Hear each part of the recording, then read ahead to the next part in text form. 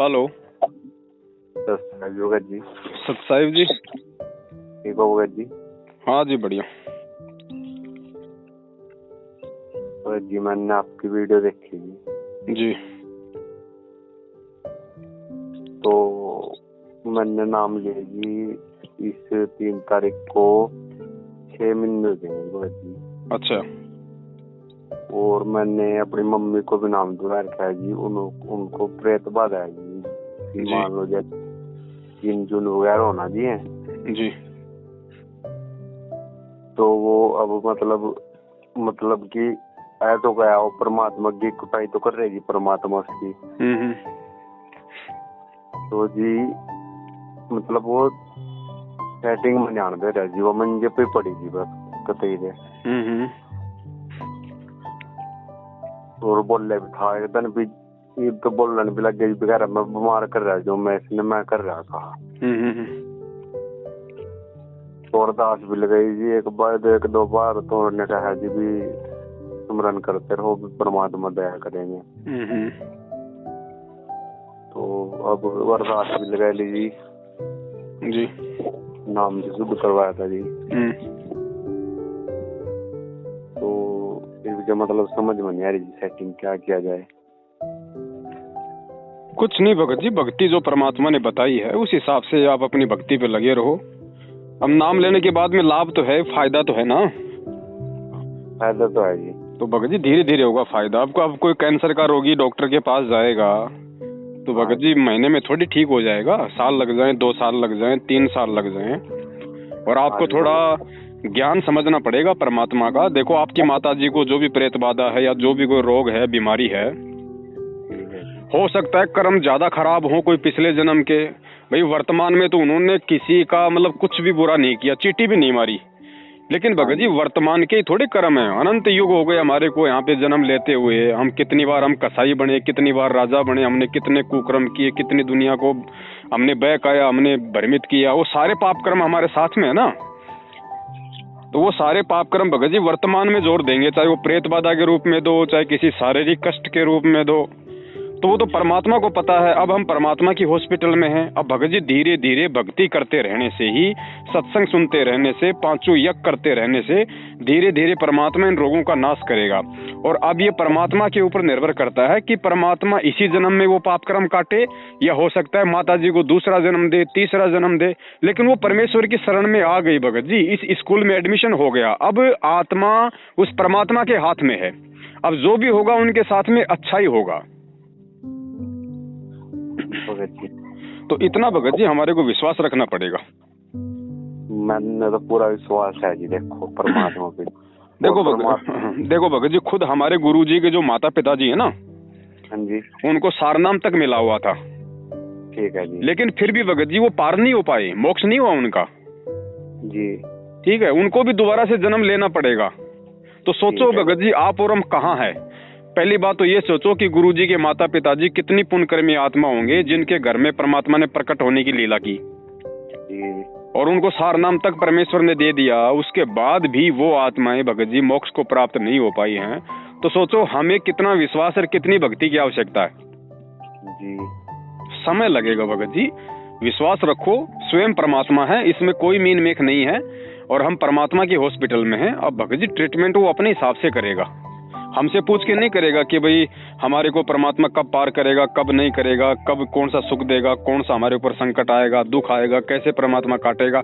ये सारा काम भगत जी परमात्मा का है। भगत जी तो ज्ञान तो मैंने परमात्मा दे देते होगा जी। मुसलमान ने, पंडित ने, किसी ने नहीं अड़न देता जी। मैं अपने आज्ञा परमात्मा ने इतनी दया करके जी। जी जी जी। मुसलमानों में भी 10 में कर दो खड़े। अगर एक भी मुसलमान मतलब यूं नहीं कह सकता अब तक गलत करा बात ने जी। सही बात। इतना ज्ञान तो होगा जी। इस ज्ञान ने ना जी मेरी मतलब 1 साल पहले जी मेरे गीता ज्ञान समझ में आ गया था जी। जी। तो मैं गीता पढ़े कर था जी। तो मतलब कि जैसे ये मेरे गुरु भाई है जी गाँव से ही, तो उन्होंने बताया भी ऐसे ऐसे लिखा गीता में। पहले तो मैं रट्टा लगा देख रहा था जी बगैर नाम के, बस ऐसे ही कुछ ना कुछ करने पर लगे रहते भी। मान लो थोड़ा सुख मिल जाए किसी चीज वजह से, बस कुछ नहीं फायदा हो रहा था जी, मतलब जो पैसा था कमाने का सारा बीमारी में जा रहा था जी। जी। तो पता लगा जी इस तरह, तो मतलब दिमाग पर मैं लोड लगा जी इस चीज का ज्यादा। तो आज 6 महीने पहले बस मेरा खत्म ही था जी बिल्कुल। तो मैंने गुरु जी का नाम लिया जी, मैं डटा रहा। खैर 1.5-2 महीने तक मेरी कंडीशन वैसी रही, फिर मैंने परमात्मा पर विश्वास मतलब अड़क गया। ये जो परमात्मा के देते आज मैं बिल्कुल ठीक हूँ जी। मैंने अच्छा दे दिया जी, अजी बोलने लगूंगा अगला कोई अगले तो बोलने का मौका ही नहीं मिलता जी। वो तो देखो परमेश्वर का ज्ञान ही इतना दृढ़ है भगत जी, आत्मा को इतना परमात्मा दृढ़ बना देता है, क्योंकि ज्ञान ही तो भक्ति का आधार है। जब ज्ञान जीव को हो जाएगा तो उसे कोई डगमग नहीं कर पाएगा भक्ति से। हाँ जी। हाँ बस हम तो यूँ सोच रहे बस मान लो तो वे भी हमारे में इसी मान लो जो से विरोध कर रहे जी। देखो सब परमात्मा के बच्चे हैं भगत जी, जब उनका ठीक का समय आ जाएगा परमात्मा से जुड़ने का तो वो भी आके चरणों में शीश नवा देंगे। और बस हम तो जो सभी पंडित हमने मिल जाएंगे उसके तो मुंह से छेत ज्ञान बढ़िया इतना ज्ञान दे दिया परमात्मा ने। जी जी जी। खोल लो, हमें मूर्ख बना दिया। चलो मखा नहीं ज्यादा कर सकते आप, मान लो मोक्ष का आधार तुम्हारा गीता जी है, चलो आप गरुड़ पुराण तो पढ़ा लो। आप तो कहीं बुझवा दिए, कहीं पितरों कपड़ा दरवाए दिए, कहीं कुछ करवा रहे आप जी। एक बड़ा आदमी तो कर लेगा जी इतना काम। चलो मान लो वो पाठ भी करवा लेगा। मान लो कोई दिहाड़ी करने वाला है जिसकी दिहाड़ी 400 रुपए है जी, रोज खाना रोज कमाना है जिसका, उसके पितर बिगड़ रहे, उसकी माँ बिगड़ रही हो, वहां से करवा लेगा जी पाठ। तुम तो पंडित होते हैं बात हाँ जी भैया, परमात्मा के जैसे पंडित आगे से बोलते नहीं है जी, बस पंडित तो नहीं भटका दी ज्यादा दुनिया तो है। ये ब्राह्मण किसे कहा मखा, ब्राह्मण ही नहीं पता किसने कहा लोग ही ब्राह्मण बने, फिर तो कारो पालू खुआ रखा ब्राह्मण, ये पता नहीं ब्राह्मण कहा किसने। सही बात। चलो कोई बात नहीं भगत जी, जिसको भी समझाओ, जिससे भी ज्ञान चर्चा करो, बिल्कुल प्यार से समझाना, गुस्सा बिल्कुल नहीं होना है, अपशब्दों का प्रयोग नहीं करना है, क्योंकि हमने ये नहीं भूलना चाहिए कि जो भूमिका आज वो पंडित कर रहा है दुनिया को ठगने की, दुनिया को गुमराह करने की, वो जन्म हमने भी बहुत सारे भोग लिए। हमने भी लोगों को ऐसे गुमराह किया अनंत युगों में, लेकिन हमारा कोई समय था, परमात्मा ने हमारी सुन ली, उनकी अभी परमात्मा ने सुनी नहीं है। जब उनका समय आएगा तो वो भी सब छोड़ छाड़ के परमात्मा के चरणों में आ जाएंगे। तो हमने किसी के प्रति कोई वैर भाव, ईर्ष्या भाव या ऐसा कोई शब्दों का यूज नहीं करना भगत जी, चाहे वो समझे या ना समझे। बोलना हमारा फर्ज है, ठीक है, समझाना हमारा कर्तव्य है। कोई नहीं समझता है तो हमने उसके प्रति वैर भाव वाली स्थिति नहीं रखनी है। ठीक है भगत जी। और वो तो मान लो परमात्मा अपनी आत्माओं ने, अच्छी आत्माओं ने, मान लो एक ऐसा आदमी है जी, वो दारू मांस मदिरा कुछ नहीं सेवन करता, ना बीड़ी ना सिगरेट जी, उसे भी हम समझाएंगे, लेकिन वो उसके पिछले बात तेरी चर्चा ना सोए जैसे के वेग से भूख विदा हो जाए। सही बात। तो मान लो ये एक तो एजुकेटेड हो गया जी, वो कुछ नहीं कर रहा। ये मान लो ऐसा है नरक में पड़ा, वो सभ्य है बिल्कुल, वो भी तो शरण में रहा जी परमात्मा की, वो पिछला पुण्य नहीं होगा जी। सही बात है भगत जी। वो तो पिछला पुण्य कर्म है ना, वो जो शराबी उठ का आया यहाँ शरण में खड़े है जान का, और ये एजुकेटेड भी मान लो सारा देख सुन का भी मतलब भी सच्चे ने जान का भी सच नहीं मान रहे। देखो भगत जी, परमात्मा ने जो बताया ना, परमात्मा ने ये बताया कि ये जो भक्ति है परमेश्वर की, ये जरूरी नहीं है कि कोई बहुत ज्यादा पढ़ लिया लिख लिया, किसी ने PhD कर ली, कोई IAS ऑफिसर है तो उसके जल्दी समझ में आ जाएगा। ये परमात्मा का ज्ञान सांसारिक पढ़ाई के स्तर से समझ में नहीं आता, ये हमारे पिछले जन्म के संस्कारों से समझ में आता है। अब देखिए ऐसे ऐसे परमात्मा के बच्चे हैं जो गाँव में भेड़ बकरियां चराते हैं, जिन्होंने कभी पुस्तक उठा के नहीं देखी जिंदगी में, वो तो भक्ति कर रहे हैं। और जो अपने आप को बड़े बड़े अधिकारी समझ रहे हैं, जिन्होंने सारी पढ़ाई पढ़ ली, सारी डिग्रियां ले ली, वो आज गुरु जी के नाम से मतलब नफरत तक करते हैं। तो यहाँ की पढ़ाई के हिसाब से ये भक्ति समझ में नहीं आती भगत जी। और दूसरी बात, जो भी व्यक्ति जितने ज्यादा ऐब करता है, चाहे शराबी है, शराब पीता है, कोई मांसाहारी मांस खाता है ना जी, गुरु जी ने बताया कि वो विशेष पुण्यकर्मी आत्माएं हैं। तुम ये ना समझो कि अगर कोई शराब पी के ड्रामा कर रहा है, रात दिन शराब में धुत रहता है, तो वो मतलब अच्छी आत्मा नहीं होगी। गुरु जी ने बताया उसके पास में भक्ति धन है बहुत ज्यादा, क्योंकि काल केवल उसी आत्मा को ज्यादा विकारों में डालता है जिस आत्मा के पास में ज्यादा भक्ति धन होता है। जैसे गुरुजी ने बताया कि अब जैसे कोई चोर है, चोर अगर चोरी करेगा तो किसी चाय की दुकान वाले के घर में करेगा या किसी धनी आदमी के घर में करेगा। तो उसी प्रकार ये जो काल है ये केवल उन्हीं आत्माओं को ज्यादा विकारों में धांसता है जिनके अच्छे भक्ति संस्कार होते हैं, जिनके पुण्य कर्म ज्यादा होते हैं, ताकि ये आत्माएं उस संत की शरण में ना आ जाएं, उस संत के संपर्क में ना आ जाएं।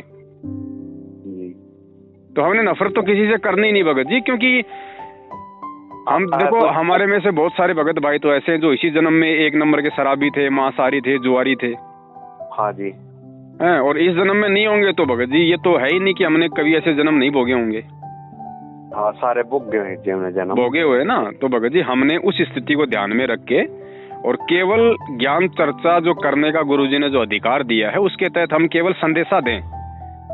अगर कोई उसको स्वीकार करता है तो ठीक है, नहीं करता तो उसके पीछे नहीं लगना, फिर जबरदस्ती नहीं करना उसके साथ, वरना हम दोषी हो जाएंगे उल्टे परमात्मा जी। अगर सामने वाले ने थप्पड़ मार दिया, 2 गालियां आपको बकी, 2 गालियां फिर गुरुजी को बकेगा, तो वो फिर हमारे कारण बक रहा है क्योंकि हम उसके पीछे जबरदस्ती लग रहे हैं जी। और भगत जी मान लो ये जो गुरु की सुनेगा ना तो पशुओं को फोकट गया ना, तो उसका इसका मतलब इसका क्या करे जाएगा जी। ये हमारे सामने कोई मान लो हमारे गुरु जी की निंदा कर रहा तो उसका क्या तोड़ है जी। वो तो हम मरते, मेरा तो खून बाड़ा खा जाए जिस टाइम गुरु जी के बारे में खाना कोई अगर हम सिर फोड़ दो उसका। आपकी बात भगत जी सही है। जो व्यक्ति गुरु भगत होता है ना और जो गुरु जी को अपना पिताजी के रूप में स्वीकार कर लेता है, फिर वो अपने गुरु की, अपने पिताजी की किसी से भी निंदा, चुगली, अपशब्द स्वीकार नहीं कर सकता। उसके दिल में आग लगेगी। क्यों लगेगी? क्योंकि वो सूरवीर है। परमात्मा ने बताया ना कि लख भर सूरा जूझ ही, लख भर सावंत दे, लख भर यति जहान में तब सतगुरु शरणाले। यानी अनंत युगों तक हमने जो सूरवीर के जन्म भोगे हैं ना, वही आत्माएं गुरु जी की शरण में आती हैं, संत की शरण में आती हैं। तो वो गुण तो हमारे अंदर है ही। अब हमारे पिताजी के प्रति कोई कुछ कहेगा कि भाई तुम्हारा गुरुजी ऐसा, तुम्हारा गुरुजी ये करता, वो तुम्हारा गुरुजी वो करता, तो अंदर से भगत जी हमारे अंदर आग लगती है। हाँ जी। लेकिन परमात्मा ने जो ज्ञान दिया है ना, उस आधार से हमारे को थोड़ा सा धैर्य रखना पड़ेगा। गुरुजी ने बताया यदि कोई मेरी चुगली करता है, कोई मेरे बारे में उल्टा बोलता है और तुम सुन रहे हो, तो वो निंदा नहीं होती। वो सामने वाला जरूर मेरी निंदा कर रहा है, लेकिन तुम्हारे ऊपर जब तक वो दोष नहीं लगेगा तब तक तुम उसकी बातों को स्वीकार नहीं कर लोगे कि यार वास्तव में ये जो कह रहा है गुरुजी के खिलाफ ये सही कह रहा है, यार कहीं गुरुजी ऐसे ना हो। तब तो हो गई, आपने निंदा सुन ली। और यदि वो चाहे कुछ भी बोल रहा है गुरुजी के प्रति, कुछ भी बक रहा है, और आप ये सोच रहे हो कि यार ये नादान प्राणी है, मूर्ख आदमी, इसको कुछ मालूम तो है नहीं, लोगों की सुने सुनाई बातें भोंक रहा है, तो आपने उसकी सुन के भी नहीं सुनी, तो वो निंदा नहीं होती भगत जी। सुनना इस तरीके से वो दोष हमारे को नहीं है। अब ऐसे तो हम किसी बस में जा रहे हैं, हम किसी ट्रेन में जा रहे हैं और वहां 2 आदमी मान लो अगर गुरुजी की बात चल गई, गुरुजी को गालियां निकाल रहे हैं, तो हम कहाँ जाएंगे? हम उठ के वो हमारे को सुननी पड़ेगी ना, वो हमारी मजबूरी है। हम चलते ट्रेन में थोड़ी कोई नीचे उतर जाएंगे और ना हम उससे कोई झगड़ा कर सकते। तो गुरुजी ने बताया कि उसको बालक समझे, उसको मूर्ख समझे कि नादान प्राणी है, दुनिया की देखा देखी बोल रहा है, हमारे गुरुदेव ऐसा नहीं है जैसा ये बोल रहा है। तो हमने उसकी निंदा जो वो कर रहा है ना, हमने वो निंदा नहीं सुनी भगत जी। ठीक है जी भगत जी। ये बताया गुरुजी ने निंदा के विषय में। हाँ, तो मेरी कल मुसलमानों के साथ हो रही थी चर्चा, एंड ठीक ठाक थे, पढ़े लिखे थे जी, मतलब उसके हिसाब से, मतलब अपनी कुरान के हिसाब से। तो मैंने ये अपनी मोबाइल टून जो है जी लगाई है, मतलब जैसे मेरे पास फोन आता है वो है जी, मतलब खुदा ईसा के नाम एक ही शक्ति के हैं, वो कैसा है। अब अच्छे देखे सतवर्षी संत रामपाल महाराज के मंगल प्रवचन, वो मुसलमान का बोल रहा यह कैसी टून लगा रही, मगर इसे सुन पर लौट का। मैंने फोन मंगाया, वही लाला बैठा था, लाला पे सुनाई, तो चल गई जी ज्ञान चर्चा। वो पंडित जी ज्ञान चर्चा दिखा मरते अपने किसी मुसलमान के साथ। माँ पढ़ता को तो मैं रैप्ट मारू मुँह पा। पंडित पुंडित नहीं हम मानते ना, मैं जब करा पत्थर पूजा, मैं सोच रहे थे पत्थर पूजा कराए भी। माँ पत्थर पुत्थर कुछ नहीं पूजते हम। तो वो इकरी चलती रही जी। महा भाई साईं अब्दुल्ला साईं वो है जी हमारे यहाँ से हरियाणा में। तो मन के पास भी गया जी, माँ जी भी स्थिति में गया था जी, मेरा माइंड अटैक कर गया था ना जी, मतलब गीता ज्ञानी हो। तो जी मन के पास भी गया, उन्हें उमर से पानी दिया, ज्वाइन दी, पड़का मतलब तकड़े साई हुए जी वे और साई थे जी। मुसलमानों के साई ने एक ने कलमा दिया था, भी वो कलमा था पढ़ता रो जी लगा का भी इतने राम हो जा, कुछ नहीं हुआ जी। मैंने कहे थे 4 माइंड बड़े डॉक्टर फेल हो गए जी, बिल्कुल कतई थे। फिर भी मेरा सूझ का बहुत मोटा हो गया था जी सारा का सारा। तो बस तो फिर तो एक ही रास्ता है, हम गुरु जी परमात्मा आपके यहाँ। मैंने तो 3 जून 2020 में ही मतलब इसी साल में नाम लिया जी गुरु जी का, और अब मैं परमात्मा में बिल्कुल ठीक हूँ। तो मैंने उनसे पूछा जी, चलो उसने बस ज्ञान चरित्र सुनाया। आप यूँ बताओ, यो कचड़े खाना जो खाना कहाँ लिख रखा यू कह रहा कर था अदीस में अदीस का अपनी आसमानी किताब बता, इंजिल है औरत है और वो ये कुरान शरीफ है। अदीस इनकी ऊपर लिखी किताब नहीं है जी। अदीस किताब तो यही क्या है जी, अदीस आसमानी किताब नहीं है जी। मोहम्मद साहब ने कभी भी मास छुए तक नहीं, 64 लाख शिष्य हुए उनके उस टाइम में। अभी मूर्ति पूजा चले कराती, मूर्ति पूजा का खंडन करा था मोहम्मद साहब की जीवनी देखियो। अंत समय कैसा बेकार गुजरा ना मोहम्मद साहब का, वो तलफ का मरे जी मोहम्मद साहब। मैंने पूछा, वो उसने सुना दी नमाज सुनाइए, इस नमाज की हिंदी बनाकर सुना। हमारा भगत बताइए, वो मुसलमान जिसने नाम लिया जिसका चश्मे वाला, वो बताया ना भी हम तो ऑर्डर दे रहे परमात्मा थे नमाज में। तो मैंने कहा चल ठीक है, उसने मतलब पढ़ा लिखा था जी। मैं अच्छा ही बता मोहम्मद साहब के बाप का नाम क्या था? फिर कह रहा तो हमारे मौलवियों ने पता। फिर मैंने कहा अब्दुल्ला के घर से जहाँ में नूर उतरने वाला है, और दाई हलीमा गोद में तेरी चांद उतरने वाला है। तो एक दाढ़ी बड़ा और खड़ा था, कहा इसकी बात मजदम है। अब्दुल्ला था जिनके बाप का नाम, और दाई उस टाइम अलीमा नाम था उसका। तो यूं कह रहा कि जन्नत में जागा, मैं न जाना चाहूंगा जन्नत में, न जाना चाहूंगा दो जग में, न जाना चाहूंगा स्वर्ग में, और न जाना चाहूंगा नरक में। हम लोग के चक्कर से बाहर निकलना। आप कहाँ जाएंगे? मखा हम तो जन्नत में जाएंगे। एक पंडित टकरा गया, वो श्लोक सुना रहा मरते एक मखा इसका अंतर बताओ। हम 10 सती 3 निर्देश से ब्रह्मणे त्रिवेदे समर्थे। वो और लग गया, मखा ये बताओ जी गीता पढ़ी आपने?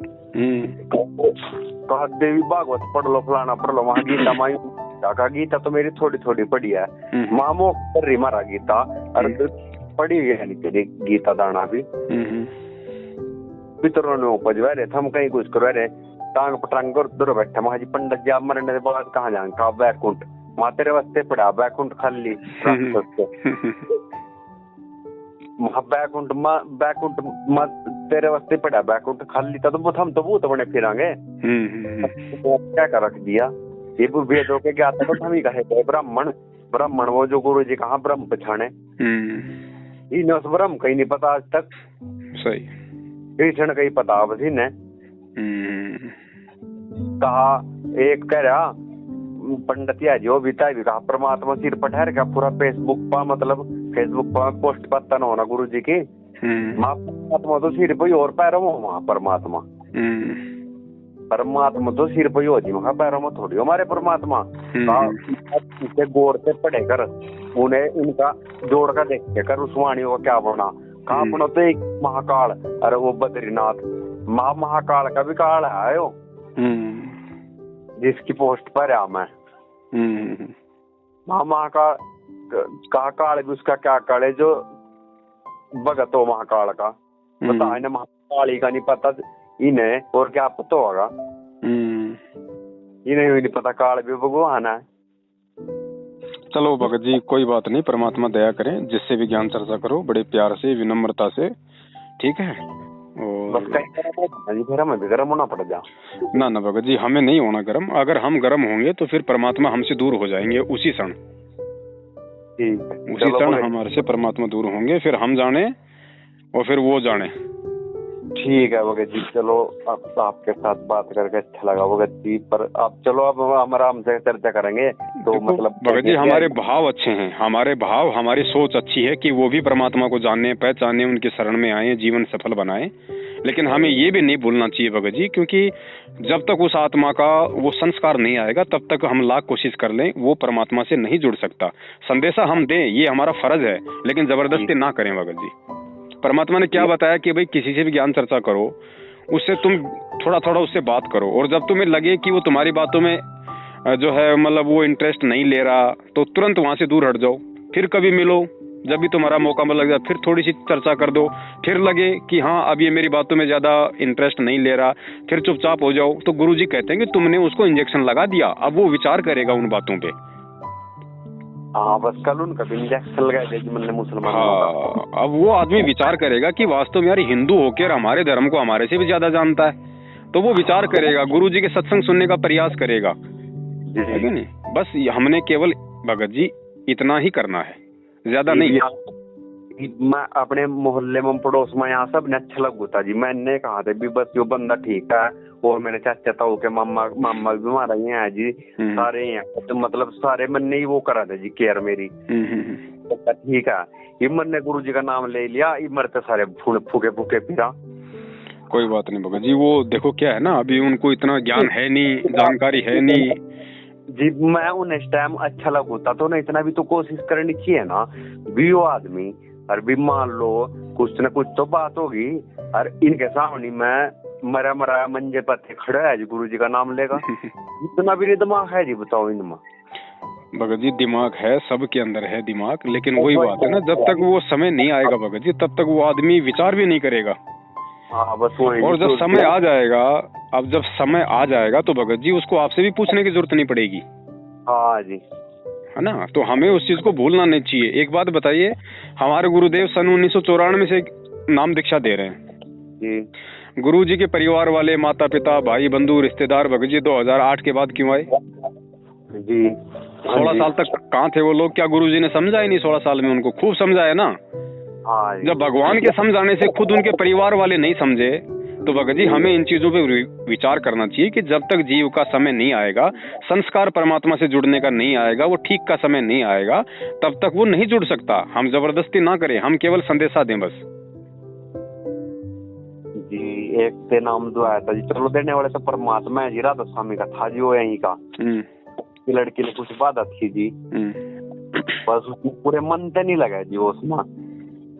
तो जब फोन करा जी, फोन कर दो मैं उसके पास, तब वापस जा लिया, गुरु जी का नाम भी लेकर छोड़ का हरट करा दो, वापस तो जा लिया। पर इस ने गलत ना कहे, देखा दीवी संत है जिसने संत कहा। कोई बात नहीं भगत जी, नाम लेने से भी कोई भगत नहीं बन जाता है। अब एक स्कूल में बताओ 1000 बच्चे हैं, कोई मेरिट में आता है, कोई फर्स्ट आता है, कोई सेकंड आता है, कोई थर्ड आता है, कोई सप्लीमेंट्री आता है, कोई कप्लीमेंट्री आता है, कोई बीच में छोड़ के भग जाता है। ये सबके अपने संस्कार होते हैं भगत जी। नाम ले लिया, पता नहीं कौन आदमी ज्ञान समझ के ले रहा है, कौन आदमी अपने रोग निवारण के लिए ले रहा है, कौन अपना भूत निकलवाने के लिए ले रहा है, कौन आदमी है जो गुरु जी से अचानक ही जुड़ गया, उसको किसी ने नहीं बताया और वो बहुत अच्छा भगत बन जाता है। तो ये सबके अपने अपने संस्कार है भगत जी। देखो, जो व्यक्ति जहाँ तक कि इस भक्ति मार्ग में टिकट लेके है ना, वो केवल वहीं तक की यात्रा करेगा। जैसे गुरुजी ने बताया कि हम ट्रेन में जाते हैं जी भगत जी, अब ट्रेन में जिस आदमी के पास में जहाँ तक की टिकट होगी वहीं तक तो यात्रा करेगा। हाँ वहीं तक। जिसकी टिकट खत्म हो जाएगी वहीं वो आदमी नीचे उतरता जाएगा। तो गुरुजी का शिष्य बन गया, इसका मतलब ये नहीं कि वो आजीवन भक्ति करेगा।